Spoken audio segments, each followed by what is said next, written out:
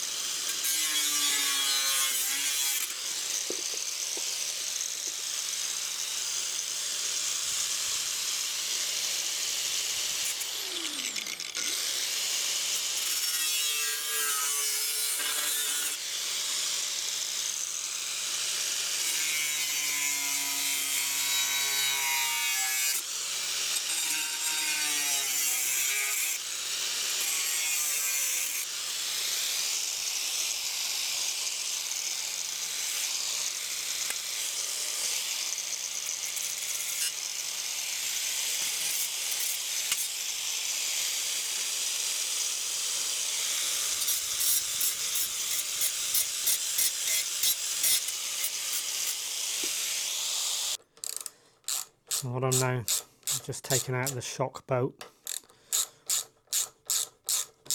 and repositioning the spacer. I was playing around with it the other day and I think I want it the other side of the spacer. So the brackets, nothing fancy, but they will do once they're painted up. They will look pretty good, I think. So I'm going to pop that one back in there. Just lift the swinging arm up. So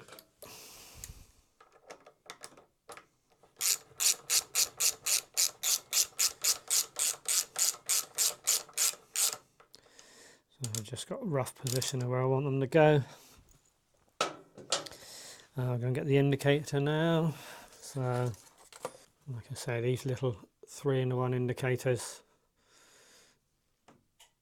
they've got like a knurled nut on the back which screw into there.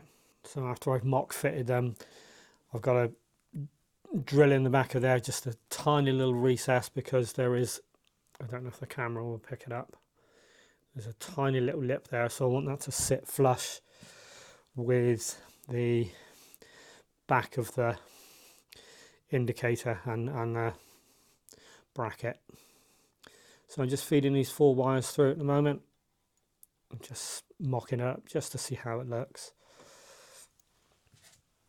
So feed back through the stop there. I've already worked out the wiring positions. Just got to loosen this off a bit.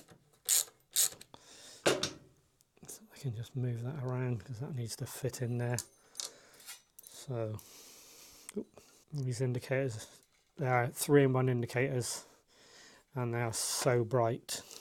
So I'm going to have to just pull the shock bolt out of it, give me a bit more wiggle space.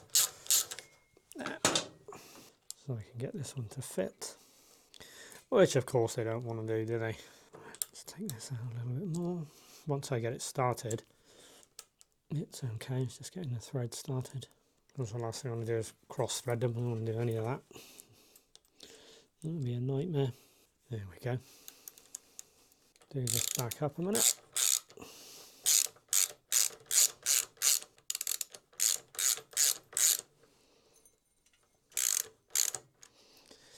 There. So what I do is I'll take you off the tripod a minute, let you have a look at this. So as you can see there, they will sit nicely in against the frame rails. I'm going to actually drill the frame rails here, feed the wires through. All these will be covered in heat shrink wiring, and then they can run on the inside up under the seat. And I've got new connectors, so we'll plug those back in. So they're sitting proud of these 2 nuts here, so they'll be nice and discreet out of the way, but people will be able to see them. I'll have the side mount number plate light down here, so I'll run the wiring down across there up under the frame tube and so on. So let's get these taken apart now and drill the frame. Back in a moment, guys. So finally figured out the wiring for the Alto 3-in-1 lights to the main loom. So as you can see, it plugged in there.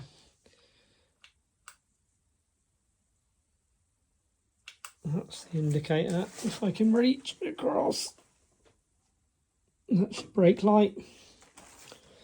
So this is on a 2013 Sportster. Hopefully this will focus. So the black wire from the Alto is going to the black wire of the main loom. The grey wire of the Alto is going to the green wire in the loom. The grey and white wire is going to the white wire, and the grey and red wire is going to the red wire of the original loom. This is on a 2013 Harley Davidson 48.